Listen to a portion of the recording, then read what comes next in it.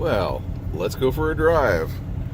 It is March here in Indiana, and although it is still pretty cold, about high 30s I think, the roads are finally clear, don't have any snow or salt on them, so we're going to try and take the old Cadillac out for a spin here. Probably the first time it has been out of the garage since, I think about November. And we'll pull her out of here.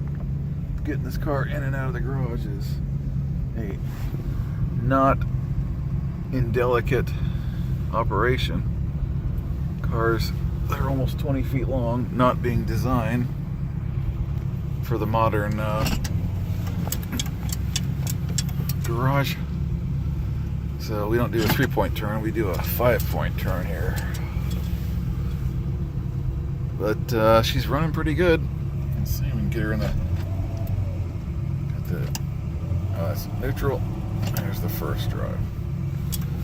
Now we just gotta watch that so that I know that I've got 4 gears instead of just 3. Which way are we going? Look, kids in the neighborhood out doing stuff for the first time in a while. Geez, aren't you cold, kid? Man, like I said, it is not exactly toasty out yet, even though it's sunny. It's really the first time. But yeah, we've had salt and nasty stuff on the roads up until just within the last few days, really. But we finally got some good rain,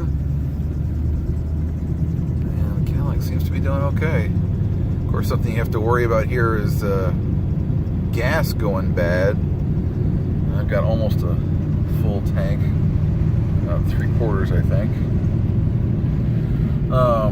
That's all been in there since at least November, if not earlier.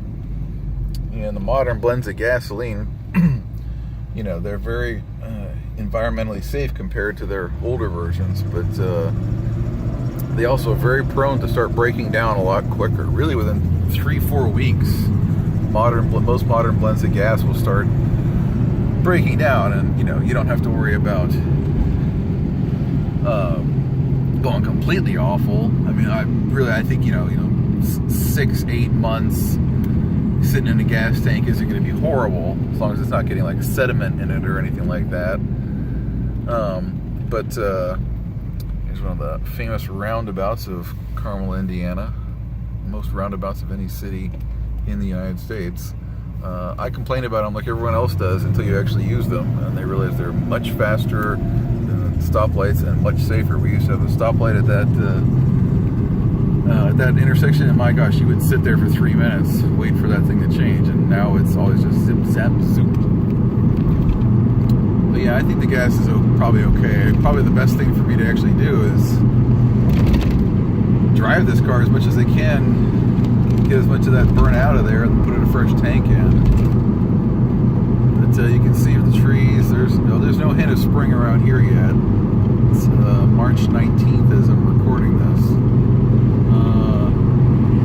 And you know, you never know, living up north with the seasons, is sometimes, you know, winter breaks, and you know, when that old groundhog does his thing, late February, but most of the time it's late March, sometimes even April. We've had years where we've had the lakes still frozen even into April.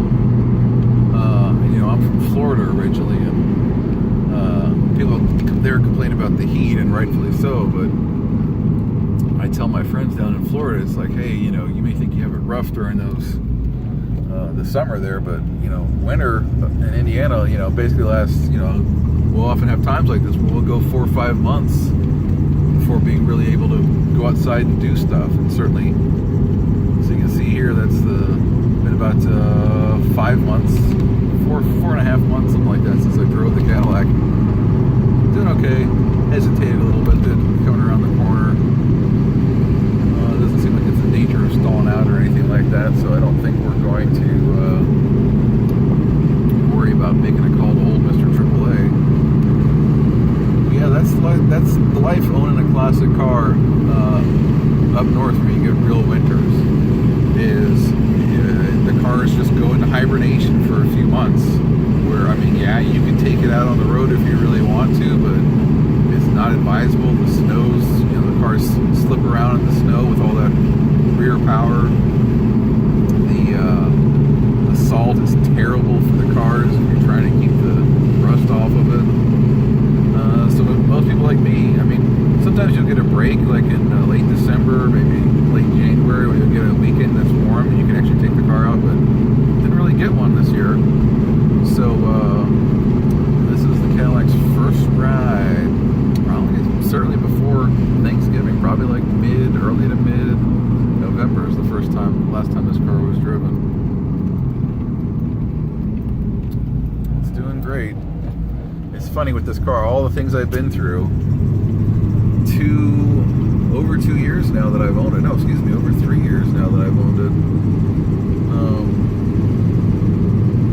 Is that right? No, it's been a while, and things not progressing as fast as I would like. But and I haven't done anything mechanically with the car since last fall. Part of that was just like I say, you don't want to get it out on the road.